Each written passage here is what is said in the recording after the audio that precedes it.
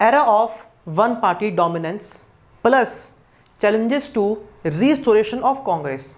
पहले बेटा ये 2 चैप्टर थे 12th पॉलिटिकल साइंस में, इस साल से इनको मर्ज कर दिया गया है और 2 चैप्टर्स को मर्ज करके बेटा बनाया गया है parties and the party systems in India.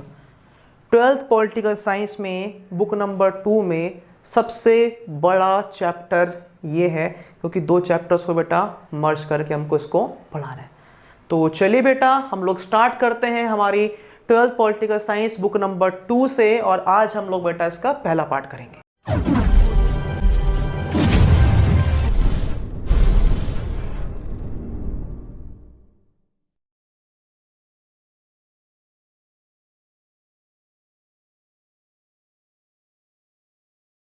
हाँ जी, तो बच्चों ये चैप्टर करने से पहले ज़रा हम थोड़ा सा बेसिक पढ़ लेते हैं। आज मुझे पता है आप लोगों ने कंसेप्ट शायद 10th में पढ़े होंगे, बट क्या पता आप भूल गए हो, मुझे पूरा पता है आप भूल चुके हो। तो एक बार ये पहले डिस्कस कर लेते हैं, उसके बाद हम लोग आगे करेंगे प्रोसीड। सबसे पहले बेटा आपको पॉलिटिकल पार्टी का जानना है मीनिंग, कि पॉलिटिकल पार्टी का मीनिंग होता क्या है, राजनीतिक दल होता क्या है। A group of people who come together to contest election. भाई एक ग्रुप है, एक झुंड है लोगों का जो इकट्ठे होके आ रहे हैं, किस लिए, इलेक्शंस लड़ने के लिए, चुनाव लड़ने के लिए एक साथ होके आ रहे हैं, और जीत गए तो उनको मिलेगी पावर, यानी कि to hold power in the government. Political party is a group of people who come together to contest elections and hold power in the government. ये इसका मीनिंग होता है पॉलिटिकल पार्टी का। ठीक है, बेसिक है, नॉलेज के लिए बता रहा हूं, एग्जाम में आए या ना आए वो बात की बात है, लेकिन चैप्टर में पढ़ना पड़ेगा। नेक्स्ट, अगर हम बेटा बात करते हैं कंपोनेंट्स की, यानी कि अगर हम बेटा बात करते हैं कि पॉलिटिकल पार्टी किससे मिलकर बनती है, तो पॉलिटिकल पार्टी बेटा 3 कंपोनेंट से मिलकर बनती है। कौन कौन से होते हैं वो, द लीडर्स, यानी कि संस्थापक, यू कैन से कि फाउंडर्स, जो पॉलिटिकल पार्टी को बनाते हैं उसके महान लीडर्स। ठीक है, पहला पॉइंट। दूसरा, उस पार्टी के एक्टिव मेंबर्स, जो उस पार्टी का प्रचार प्रसार करते हैं, यानी कि जो उस पार्टी को फैलाते हैं, ये होते हैं उसके एक्टिव मेंबर्स। और नेक्स्ट, दी फॉलोअर्स। फॉलोअर्स मतलब उस पार्टी को अडॉप्ट करने वाले, उस पार्टी की विचारधारा को, आइडियोलॉजी को मानने वाले। इस फॉलोअर का एग्जांपल दूंगा मैं आपको 2। अक्सर आप सुन रहे होंगे कि लोग कहते हैं कि भाई कांग्रेस का अगर बंदा है तो यानी कि वो कांग्रेस का चमचा है। ठीक है, और अगर बंदा भाजपा का फॉलोअर यानी कि वो अंधभक्त है या फिर भक्त है। और आप के लोगों को बोलते हैं आपी, या आपिया है क्या, आप आपी, ऐसे मतलब कुछ भी बोल देते हैं। तो ये होते हैं उसके फॉलोअर्स। तो फॉलोअर्स के भी नाम लोगों ने दिए हुए हैं। ठीक है, तो ये सब बेटा 3 कंपोनेंट्स होते हैं जिससे पॉलिटिकल पार्टी मिलकर बनती है। इसी के बेटा साथ साथ एक छोटा सा कंसेप्ट और है हमारा, फंक्शंस, यानी कि पॉलिटिकल पार्टी करती क्या है। पॉलिटिकल पार्टी इलेक्शन कंटेस्ट करती है, चुनाव लड़ती है। Political parties contest elections. Political parties put forward different policies and programmes. जब चुनाव लड़ने होते हैं तो ये पॉलिटिकल पार्टीज अपने मैनिफेस्टो निकालती हैं, ये अपनी विचारधारा रखती हैं सामने, ये रखती हैं अपनी आइडियोलॉजी सामने कि हम आपके लिए ये करेंगे, ये हमारी सोच है। Next, political parties make laws. Political parties जब सरकार बनाती हैं तो ये हमारे लिए कानून भी बनाती हैं। ये जब फॉर्म करती हैं गवर्नमेंट को, जब सरकार चलाती हैं तो ये हमारे लिए लॉज भी बनाती हैं। And next, play role of opposition. ठीक है, विपक्ष का, यानी कि अगर कोई पॉलिटिकल पार्टी चुनाव हार गई है, नंबर 2 नंबर 3 पे आई है, तो वो पॉलिटिकल पार्टी बेटा अपोजिशन का रोल प्ले करती है। ठीक है, तो ये एक छोटा सा हमारा आपका मतलब एक तरह से बोल सकते हो, अभी हमारा एक छोटा सा पिक्चर है आपकी जो मुझे बतानी थी आपको। इस पिक्चर में अभी 2-3 पॉइंट्स और हम डिस्कस करेंगे जब हम लोग मेन चैप्टर को स्टार्ट करेंगे। तो बच्चों नेक्स्ट टॉपिक जो हमारा आता है वो आता है पार्टी सिस्टम इन इंडिया। अगर हम लोग देखते हैं पूरे वर्ल्ड में, तो पूरे वर्ल्ड में आपका 1 पार्टी सिस्टम भी है, पूरे वर्ल्ड में आपका बाय पार्टी यानी कि 2 पार्टी सिस्टम भी है, और मल्टी पार्टी सिस्टम भी है। हमारे इंडिया में मल्टी पार्टी सिस्टम को अडॉप्ट किया गया है। Fine, So India has a multi-party system where political parties is classified as national, state और रीजनल पार्टीज। भारत में बेटा इलेक्शन कमीशन ने बेटा कैटेगराइज किया हुआ है, क्लासिफाई किया हुआ है पॉलिटिकल पार्टीज को, यानी कि नेशनल पार्टीज भी हमारे कंट्री में, स्टेट पार्टीज भी और रीजनल पार्टीज भी हैं। ठीक है, all political parties are registered with election commission. अगर हम एक सर्वे के अनुसार अभी रिसेंटली की बात करें तो हमारे ऑल ओवर इंडिया बेटा 2598 रजिस्टर्ड पार्टीज़ हैं। ठीक है ना, इतनी हमारी रजिस्टर्ड पार्टीज़ हैं। नेशनल पार्टीज़ जो है वो है पूरी 8। ठीक है, टोटल हमारी 8 नेशनल पार्टीज़ हैं। स्टेट पार्टीज़ की बात करें 52 हैं और अनरिकॉग्नाइज पार्टीज़ जो हैं वो 2538 है, यानी कि 60 पार्टीज़ का पूरा खेल है। ये जो 60 पार्टियां हैं यही पूरे देश में अभी जो हमारी वो पॉलिटिक्स कर रही हैं सारी की सारी आपकी ये। ठीक है, तो ये थोड़ा सा एडिशनल मेथड है जो हम लोगों ने ऐड किया है इस चैप्टर में। अब जो चैप्टर हमारा शुरू होगा आगे, वो चैप्टर अब जो एनसीईआरटी पेपर दिया गया वो आपको मैं अब से कराऊंगा इस चीज़ में आपको। इंडियन कॉन्स्टिट्यूशन का आर्टिकल नंबर 324 अनुच्छेद नंबर 324 ये कहता है there will be an independent election commission to conduct elections in India. भारतीय संविधान कहता है कि भैया अनुच्छेद नंबर 324 के द्वारा भारत में एक निष्पक्ष चुनाव आयोग होगा, आज़ाद स्वतंत्र इलेक्शन कमीशन होगा। तो उसी के अनुसार भारत का election commission of India form हुआ था 25 जनवरी 1950 को। आगे चलकर इसको हम लोग नेशनल वोटर्स डे भी से भी मनाते हैं इस चीज़ को हम लोग। ठीक है, और हमारी कंट्री के फर्स्ट चीफ इलेक्शन कमिश्नर कौन थे? सुकुमार सेन हमारी कंट्री के फर्स्ट चीफ इलेक्शन कमिश्नर थे।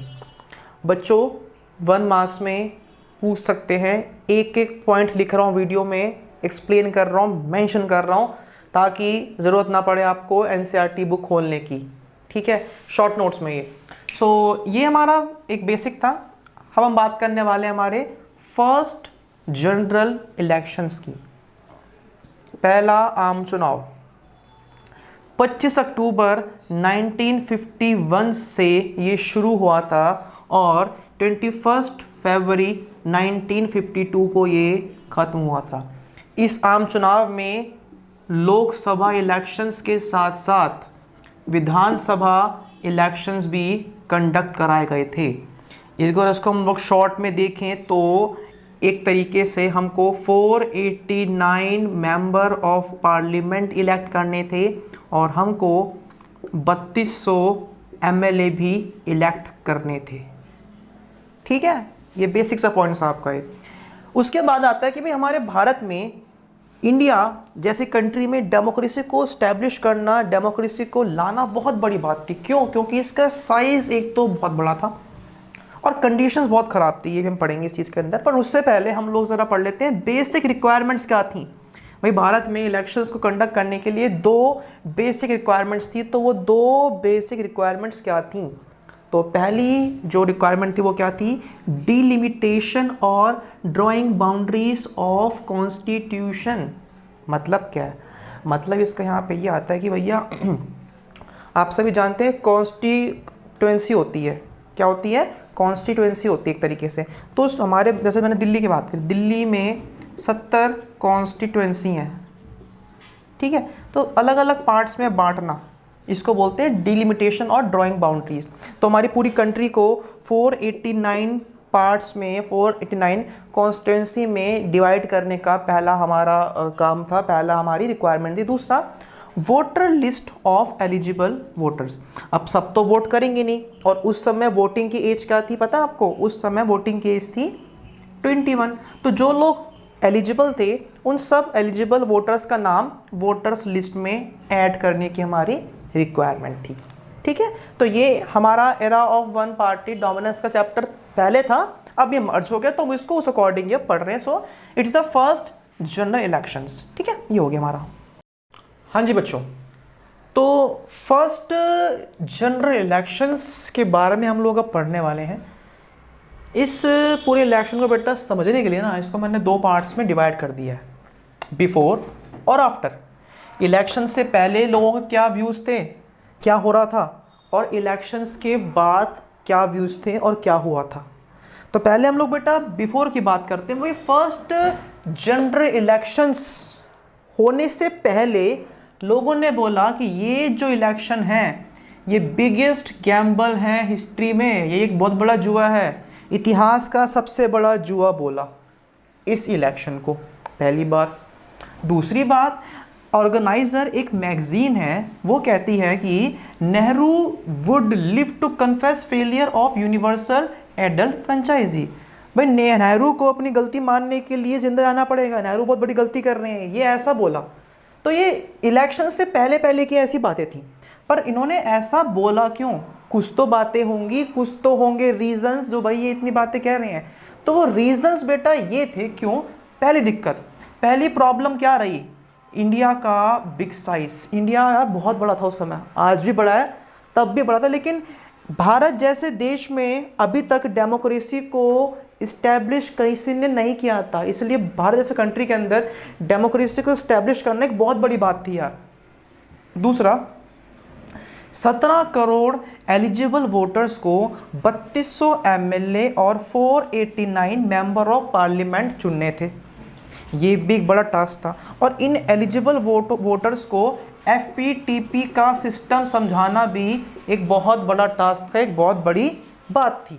दूसरा, इन 17 करोड़ वोटर्स में से सिर्फ 15% क्या थे, लिटरेट, यानी सिर्फ 15% वोटर्स लिटरेट थे, पढ़े लिखे थे, बाकी सब अनपढ़ थे। चौथी बात, डेमोक्रेसी, ठीक है, ये एक पुअर और इलिटरेट, एक अनपढ़ और एक गरीब देश में डेमोक्रेसी का, लोकतंत्र का टेस्ट हुआ था। और लास्ट पॉइंट बेटा क्या आता है, इलेक्शन कमीशन ने 3 लाख ऑफिसर्स को ट्रेन किया था इलेक्शंस को कंडक्ट करवाने के लिए। इतनी सारी जो प्रॉब्लम्स हैं, सारी जो बातें हैं, इन सबको ध्यान में रखकर इन इलेक्शंस के बारे में ये सारी व्यूज़ दी थी लोगों ने इलेक्शन से पहले पहले। जब तक आप कुछ बन नहीं जाते, तब तक आप कुछ प्रूफ नहीं कर दोगे, तब तक लोग आपको गलत ही बोलेंगे, लोग आपको बुरा ही बोलेंगे। लेकिन जब कुछ बन जाते हो, जब कुछ पूरा कर लोगे, तो लोग आपके बारे में ये सारी बातें बोलेंगे। तो ये सारी बातें बोली गई थी इलेक्शंस के बाद, because Indian elections became a landmark in history of democracy. ठीक है, भारत का पहले आम चुनाव, भारत के फर्स्ट जनरल इलेक्शंस एक बहुत बड़ा लैंडमार्क बने थे। ठीक है, इन्होंने हिस्ट्री क्रिएट की थी। इन इलेक्शंस ने ये बात प्रूव कर दी थी कि भैया भारत जैसे गरीब और अनपढ़ देश में भी डेमोक्रेसी को इस्टेब्लिश हम कर सकते हैं। तो ऐसा हुआ कैसे? अब ऐसा इसलिए हुआ, देखो अगर हम बात करते हैं इसके पॉइंट्स की, कि जो इलेक्शंस थे, इलेक्शंस फॉर कम्पिटिटिव, यानी कि बहुत तरीके से लोगों ने और आपके इलेक्शन के कैंडिडेट्स ने इन इलेक्शंस में आपका पार्ट लिया था। एक तरीके देखा जाए तो हम लोगों ने हर एवरेज की बात करें तो एक सीट पे 4 कैंडिडेट्स तो चुनाव लड़ ही रहे थे। दूसरा, level of participation was encouraging. भाई मतलब काफ़ी लोग आए थे वोट करने, अराउंड आपका 8-10 करोड़ लोग तो वोट करने आए थे। नेक्स्ट, रिजल्ट जब अनाउंस हुए तो इन रिजल्ट्स को आपके लूजर्स जो चुनाव हारे थे उन्होंने भी एक्सेप्ट किया था, मतलब सब कुछ फेयर था। इसको आप बोल सकते हो काफ़ी आपके फेयर आपके इलेक्शंस थे आपके ये। इंडियन एक्सपेरिमेंट ने बेटा क्रिटिक्स को रॉन्ग प्रूफ कर दिया था, और बहुत सारी जितनी भी हम पे आप लगा लो ब्लेम लगे थे, हमारे पे उल्टी बातें बोली गई थी, वो सारी बातें अब रॉन्ग प्रूफ कर दी थी। सब कुछ रॉन्ग प्रूफ कर दिया था भारत के पहले जनरल इलेक्शंस ने, भारत के इस एक्सपेरिमेंट ने। ठीक है, तो ये तो हो गया बेटा, क्या ये तो हो गया आपका फर्स्ट जनरल इलेक्शंस का कंटेक्स्ट। अब हम रिजल्ट की बात करते हैं कि रिजल्ट क्या रहा। हाँ जी बच्चों, तो Congress dominance in first 3 general elections. देखो इलेक्शन से पहले सबको ये आभास था कि भाई कांग्रेस पार्टी ही जीतेगी, लेकिन इतने तगड़े तरीके से जीतेगी किसी को इस बात का अंदाजा भी नहीं था। तो फर्स्ट इलेक्शन के रिजल्ट पढ़ने से पहले ज़रा बेटा हम लोग ये पढ़ लेते हैं कि तीनों इलेक्शंस में कांग्रेस की क्या थी परफॉर्मेंस। सो पहले इलेक्शन में फर्स्ट में कांग्रेस को 489 लोकसभा सीट्स में से 364 सीटें मिली। दूसरे इलेक्शन में कांग्रेस को 494 लोकसभा सीटों में से 371 सीट्स मिली। और तीसरे यानी कि 1962 इलेक्शंस में कांग्रेस को 494 में से 361 सीट्स मिली। तो तीनों बार सेंट्रल गवर्नमेंट कांग्रेस की बनी थी। ठीक है, ये तो क्लियर हो चुका है। अब हम लोग ये सब 4 पॉइंट्स पढ़ेंगे। ये जो रिजल्ट है ये फर्स्ट इलेक्शंस का भी है और ये थोड़ा बहुत आपके बाकी बात भी कह रहे हैं। So in first general elections INC won 364 6। पहले इलेक्शंस में कांग्रेस को 364 सीट्स मिली थी और दूसरे नंबर पे जो पार्टी आई थी वो कौन थी? कम्युनिस्ट पार्टी, जिसको 16 सीटें मिली थी।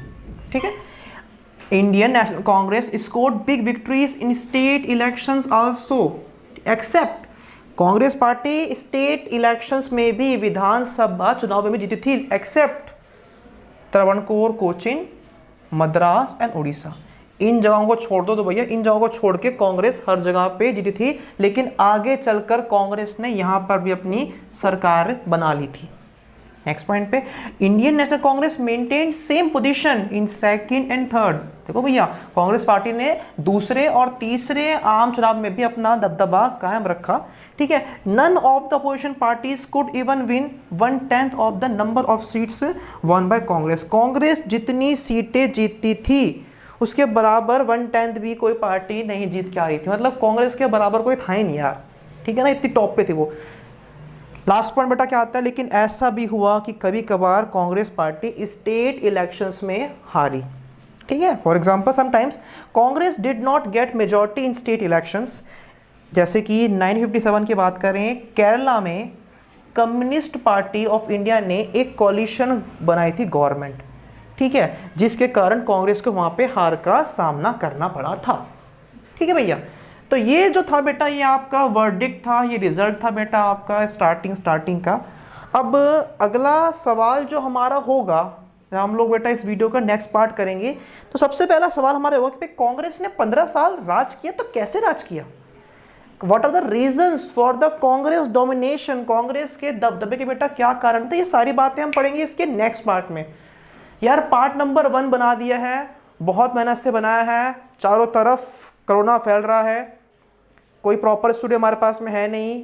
जिस तरीके से हो रहा है उस तरीके से अपने स्टूडेंट्स के लिए जिन्होंने सब्सक्रिप्शन मोड पे हमको अपना प्यार दिया, उन्होंने सपोर्ट किया है, जो बच्चे ऑनलाइन कोचिंग ले रहे हैं उन बच्चों के लिए ही अभी इस माहौल में भी जैसे तैसे करके शूट हो रहा है। तो बस मोटिव यही है कि सबको दिलाने हैं 100 नंबर, 100 के 100 के सब्सक्राइबर हो ना हो मेरे, तुम सबके जो वीडियो देख रहे हैं, जो सब्सक्रिप्शन मोड पे हैं, जो ऑनलाइन कोचिंग ले रहे हैं, तुम सबके यार 100 आउट ऑफ 100 दिलवाने का मेरा टारगेट है। बस तुम वीडियोस को फैलाओ, शेयर करो यार और देखो बार बार इस चीज़ को आप लोग। ठीक है, मुझे नहीं पता यार, इस टाइम तुम इस बार करो प्लीज़। ठीक है, मिलते हैं बेटा आप सभी से हमारे नेक्स्ट पार्ट में। तब तक ये पार्ट देखो, समझो और बार बार इसको रीड करो। Thank you.